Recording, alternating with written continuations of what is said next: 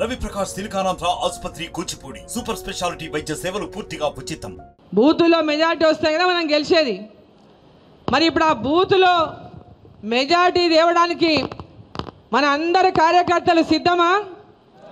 ప్రతి ఒక్కరు సిద్ధమా? మరి ప్రతి బూతులో ఇంతకుముందు మన చంద్రశేఖర్జీ గారు చెప్పిండ్రు, ఇంతకుముందు ఎన్ని ఓట్లన్నా రాని ఆ బూతులో గతంలో దానికి 370 ఓట్లు అదనంగా ప్రతి బూతులో రావాలి. అదే లక్ష్యంగా ప్రతి కార్యకర్త మనం పనిచేయాలి. 370 ఆర్టికల్ని రద్దు చేసినందుకు ప్రతి కార్యకర్త కూడా మోదీ గారికి బహుమతిగా ఆ 370 ఓట్లు ప్రతి బూతులో అదనంగా ఓట్లు వేయించి మనం బహుమతిగా ఇవ్వాలి. పార్లమెంటు మహబూబ్ నగర్ సీట్లు గెలిచి ఆ 400 సీట్ల పైగా గెలిచిన సీట్లలో మన మహబూబ్ నగర్ పార్లమెంటు ఉండాలి. ఇక్కడ ఉన్న మీరు అందరూ గెలిచినారు అని చెప్పుకోవడానికి మన పార్లమెంటు సీటు గెలుచుకోవాలి. గ్రామ గ్రామాన మన కార్యకర్తలు ఇంటింటికి ఎన్నిసార్లు పొమ్మన్నారు? ఇంటింటికి ఎన్నిసార్లు పొమ్మన్నారు మన చంద్రశేఖర్జీ? 3 సార్లు పోయి ఏం చేయాలి? 3 సార్లు పోయి మనం 3 సార్లు పోయి ఏం చేయాలి? వాళ్ళ యొక్క వైఫల్యాలను చెప్పాలి, మోదీ గారు అందించినటువంటి పథకాల గురించి చెప్పాలి. ప్రతి ఒక్కరిని మనం ఓటు అడగాలి. 4 లక్షల మంది నరేంద్ర మోదీ అందించినటువంటి పథకాలలో లబ్ధిదారులు ఉన్నారు. ఆ లబ్ధిదారులను అందరినీ కూడా మనం కలవాలి, వాళ్ళతో వాళ్ళ అభిప్రాయం తీసుకోవాలి. వారు అందరూ కూడా 4 లక్షల మంది అంటే మీరు ఇమాజిన్ చేయండి, నరేంద్ర మోదీ గారి యొక్క అందించినటువంటి పథకాల ద్వారా 4 లక్షల మంది లబ్ధి పొందుతున్నారంటే ప్రతి ఒక్కరిని మనం కలవాల్సినటువంటి అవసరం ఉందా లేదా? ఏమి చేయని వాళ్ళు మేం చేసామని చెప్పుకుంటున్నారు. ఈరోజు రేషన్ షాప్ల ముందల నరేంద్ర మోదీ గారి యొక్క ఫోటోతో ఫ్లెక్సీ ఉంటే ఎంబడే పక్కన కాంగ్రెస్ వాళ్ళు ఫ్లెక్సీ పెట్టిరు. 5 కిలోల బియ్యం ఉచితంగా అందిస్తున్నామని నరేంద్ర మోదీ గారి ప్రభుత్వం కేంద్ర ప్రభుత్వం నుంచి పెడితే ఎంబడే పక్కన కాంగ్రెస్ వాళ్ళు 5 కిలోల బియ్యం మేము ఫ్రీగా ఇస్తున్నామని పెట్టిరు. దాన్ని తీవ్రంగా మనం ఖండించాల్సినటువంటి అవసరం ఉంది. ప్రతి గ్రామంలో ప్రజలకు తెలియజేయాల్సినటువంటి అవసరం ఉంది. మొన్నటిదాకా కేసీఆర్ అదే అబద్ధం చెప్పిండు, ఇప్పుడు వచ్చిన కాంగ్రెస్ పార్టీ కూడా మళ్ళీ అదే అబద్ధం చెప్తా ఉందని చెప్పాల్సినటువంటి అవసరం ఉంది. ఆయన ఇంకా జడ్పీటీసీగానే ఆలోచన చేస్తున్నాడా లేకుంటే ముఖ్యమంత్రిగా ఆలోచన చేస్తున్నాడా? జాతీయ ఉపాధ్యక్షురాలకి జాతీయ హోదా ప్రాజెక్టు తేవడానికి ఏమైనా సంబంధం ఉందా సంబంధం? నేను ఏమైనా ఎంపీ గెలిచి నేను ఈ ప్రాంతం కోసం పోరాటం చేయకుంటే నన్ను అడగాలి. నువ్వు ఈ ప్రాంతం వాడవు, మల్కాజిగిరిలో పోయి ఎంపీ గెలిచినావు కదా, పాలమూరు జిల్లా వాడి అని చెప్పుకుంటావు, కొడంగల్ అని చెప్పుకుంటావు, రేపు నేను చస్తే కూడా ఈయనే చేయాలని చెప్తావు, కాలం ఇక్కడే చేయాలని చెప్తావు. మరి మల్కాజిగిరి ఎంపీ అయినాక కూడా మరి పాలమూరు వాడివి అనుకుంటే ఎందుకు పాలమూరు రంగారెడ్డి గురించి ఏనాడు నువ్వు పార్లమెంట్లో మాట్లాడలేదని చెప్పి అడుగుతా ఉన్నా. ఎందుకు నువ్వు పార్లమెంట్లో మాట్లాడలేదు? ఎందుకు నువ్వు హైదరాబాద్కు మహబూబ్ నగర్ నుంచి ఢిల్లీకి పాదయాత్ర చేయలేదు? ఎందుకు ఢిల్లీలో పోరాటాలు చేయలేదు? ఎందుకు పాలమూరు రంగారెడ్డి కోసం పట్టుబట్టలేదు? పాలమూరు రంగారెడ్డి పాత డిజైన్ ఏముండెనో ఆ డిజైన్ ప్రకారం మీరు ఈ ప్రాజెక్టు రిపోర్టు తయారు చేపియండి, ఈ ప్రాజెక్టు అడ్మినిస్ట్రేటివ్ శాంక్షన్ ఇప్పియండి.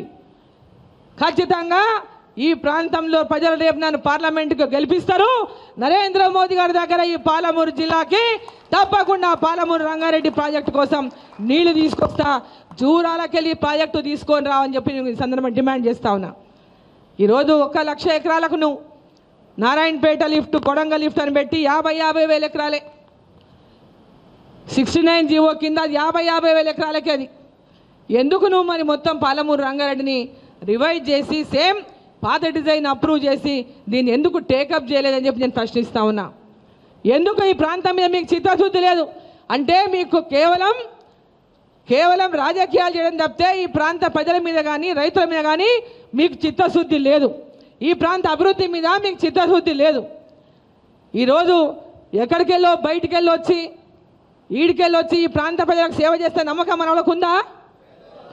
కాబట్టి కార్యకర్తలారా ప్రతి ఒక్కరూ గ్రామాన ఈ ప్రాంతం అభివృద్ధి కోసం నరేంద్ర మోదీ గారి నాయకత్వంలో దేశంలో ఈ దేశం కోసం నరేంద్ర మోదీ గారికి మరి పాలమూరులో పార్లమెంటులో గెలవడానికి మీ డీకే అరుణమ్మకి మీ అందరు కూడా ఆశీర్వదించి భారీ మెజార్టీతో గెలిపించే విధంగా ప్రతి బూత్లో కార్యకర్తలు పనిచేయాలని చెప్పి కోరుకుంటూ అన్న నేను ఎన్నోసార్లు నేను కూడా కాంగ్రెస్లో ఉన్న జిల్లా పరిషత్ చైర్మన్గా చేసిన నేను కూడా రాజశేఖర రెడ్డి గారి సమయంలో నేను జిల్లా పరిషత్ చైర్మన్ చేసినా కానీ అప్పుడున్న కార్యకర్తలకు భారతీయ జనతా పార్టీ కార్యకర్తలకు తేడా ఏంటంటే వారు అక్కడున్న వారేమో మనిషిని అవసరాన్ని దృష్టిలో పెట్టుకొని పనిచేస్తే ఇక్కడున్న భారతీయ జనతా పార్టీ కార్యకర్తలు ఖచ్చితంగా నిబద్ధతతోని పద్ధతితోని ధర్మం కోసం ఆ పార్టీ కోసం పనిచేసేది భారతీయ జనతా పార్టీ కార్యకర్తలు. అన్న మీరు అనుకుంటే 17 సీట్లు గెలుస్తాయి అన్న. ఇవాళ మాధవీలత గారు ఇవాళ హైదరాబాద్లో మాట్లాడినా, ఇవాళ అరుణమ్మ గారు మహబూబ్ నగర్లో చేసిన, అక్కడ బండి సంజయ్ గారు కరీంనగర్లో చేసిన, మల్కాజ్గిరిలో రాజేందర్ గారు చేసిన, కొండా విశ్వేశ్వరరెడ్డి గారు చేవెళ్లలో చేసిన, అరవింద్ గారు నిజామాబాద్లో చేసిన, భువనగిరిలో బూర నరసయ్య గౌడ్ గారు చేసిన, ఎక్కడ ఎవరు చేసినా ఇది కార్యకర్తల బలమే, కార్యకర్తల గెలుపే తప్ప ఇంకోటి లేదు. అప్పటి నుండి అయినా ఇప్పటి వరకైనా కష్టపడుతూ పనిచేస్తూ ముందుకు రావాలనే ప్రయత్నం చేశారు. ఎప్పుడో 30 ఏళ్ల కింద జెండా బాతి అప్పటి నుంచి ఇప్పటిదాకా జెండాను కాపాడినటువంటి భారతీయ జనతా పార్టీ కార్యకర్తల వల్ల ఇవాళ 4 ఎంపీలు గెలవచ్చు, 8 మంది ఎమ్మెల్యేలు గెలవచ్చు. 2028లో ఖచ్చితంగా 100కు పైగా సీట్లు గెలిచి ఈ భారతీయ జనతా పార్టీ ప్రభుత్వాన్ని ఏర్పాటు చేస్తుందని చెప్తున్నా నేను. అన్న ఇదంతా కార్యకర్తల బలం. మీ బలాన్ని మీరు గుర్తుంచుకోండి. అవతలవాడు శక్తివంతుడు అనుకుంటే మనం భయపడిపోతాం, అవతలవాడు అసమర్థుడు అనుకోవాలా. 2 ముఖ్యమంత్రులు వచ్చారు, అయినా నేనే గెలుస్తా అని చెప్పినాం. ఎందుకు అంటే 5 సంవత్సరాలుగా అక్కడ ప్రజల మధ్యనున్నాం. 10,000 మంది కార్యకర్తలు నిరంతరంగా ప్రజల మధ్యనున్నారు. ఇంటింటికి తిరిగిరు, ఎవరి గ్రామంలో వాళ్ళే పనిచేసిరు, ఎవరి బూతును వాళ్ళు పటిష్టతపరిచిరు. మోడీ గారు అన్నట్టు బూత్ జీతో చునావ్ జీతో అన్నట్టు ఖచ్చితంగా అక్కడే పనిచేసిరు. ఎవరు కూడా ఒక్కరోజు కూడా బయటకు రాలేదన్నా. ఎవరి గ్రామంలో వాళ్ళు పనిచేసి అక్కడ 2 ముఖ్యమంత్రులను ఓడగొట్టారు. అక్కడ కేవీఆర్ గొప్పతనం ఏం లేదు, కార్యకర్తల గొప్పతనం ఉంది. అది లీడర్ గొప్పతనం కాదు, అది భారతీయ జనతా పార్టీ కార్యకర్త యొక్క ధైర్యము సాహసంతో ఉంది. అన్న ఇక్కడ రేవంత్ రెడ్డి గారు ఉన్నా అక్కడ ఓడిపోయిండు. రెండిట్లో గెలిచినా నేనేమో చేస్తానే అనుకున్నాడు. నేను అక్కడే పోటీ చేస్తే గెలుస్తాను వచ్చిండు.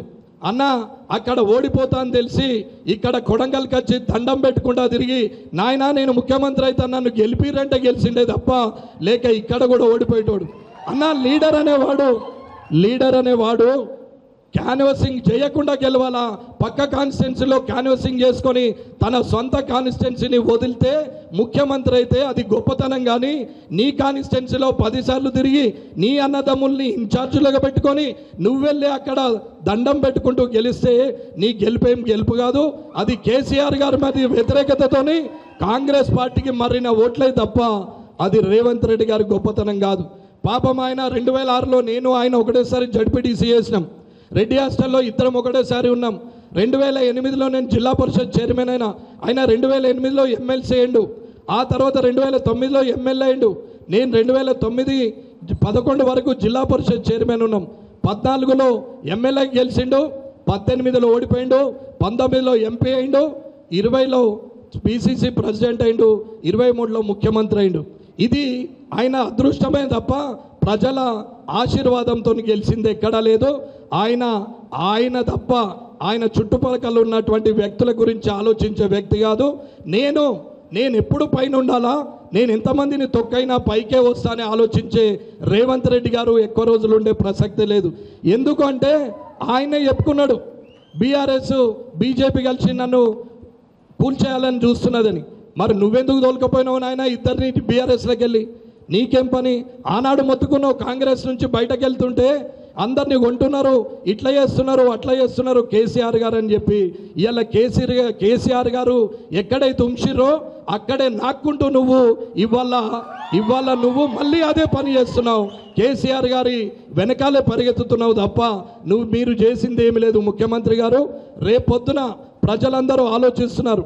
అక్క అన్నట్టు జడ్పీటీసీ స్థాయిలోనే ఉన్నాడు తప్ప ఆయన కనీసం ఎమ్మెల్సీ స్థాయికి కూడా రాలే. ఎమ్మెల్యేనైతే మర్చిపోయిండు. ముఖ్యమంత్రి అంటే కొత్తగా అనిపిస్తుంది. కొత్త బిచ్చగాడికి పొద్దరు కదా అన్నట్టు రోజు కేసీఆర్ గారిని మాట్లాడమే తప్ప కనీసం వచ్చేది ఎండాకాలం. మరి ఎండాకాలంలో నేనేం చేయాలా? ఆ కాళేశ్వరం గుంగిపోయింది. మరి తాగునీరు సాగునీరు నేను ఎలా తీసుకురావాలా? ఈ రాష్ట్రానికి ఏం చేయాలా? ఎలాంటి పని చేయాలని ఆలోచించేది లేదు. ఎలక్షన్ కమిషన్కు ₹1,00,000 రుణమాఫీ ఇస్తే ఆ రుణమాఫీ ఎలక్షన్ కమిషన్కు కంప్లైంట్ చేసి కేసీఆర్ గారు ఇచ్చినటువంటి ₹1,00,000 రుణమాఫీని ఎలక్షన్ కమిషన్కు కంప్లైంట్ చేసి ఆపిచ్చినటువంటి రేవంత్ రెడ్డి గారు ఈ రోజు వరకు కూడా ఆ రుణమాఫీ, పాత రుణమాఫీ లేదు, మళ్ళీ కొత్తగా 2 లక్షల రుణమాఫీ అంటాడు. 6 గ్యారెంటీలు లేదు, అసలు ఆయనకే గ్యారెంటీ లేదు. ఆయన పక్కలున్న వ్యక్తుల మీద నమ్మకము లేదు. దేనికి గ్యారెంటీ లేనటువంటి గ్యారెంటీ లెస్ మనుషులు అంటే రేవంత్ రెడ్డి గారు. ఇది తప్ప ఏం లేదు. అపనమ్మకానికి నిలువెత్తు నిదర్శనం రేవంత్ రెడ్డి గారు. నమ్మకానికి నిలువెత్తు నిదర్శనం నరేంద్ర మోడీ గారు. నరేంద్ర మోడీ గారి ఓటు ఇది రేవంత్ రెడ్డి గారు ఏదో అనుకుంటున్నారు కానీ అది జరిగేది లేదు. అర్ణమ్మ గారు ఇక్కడ జిల్లా మంత్రిగా ఉన్నప్పుడు ఎన్ని చేశారో మీ అందరికీ తెలుసు. మరిన్ని వీడియోస్ కోసం ఛానల్ ని సబ్స్క్రైబ్ చేయండి. లేటెస్ట్ అప్డేట్స్ కోసం వాట్సాప్ ఛానల్ ని ఫాలో చేయండి. అండ్ లింక్ డిస్క్రిప్షన్ లో ఉంది.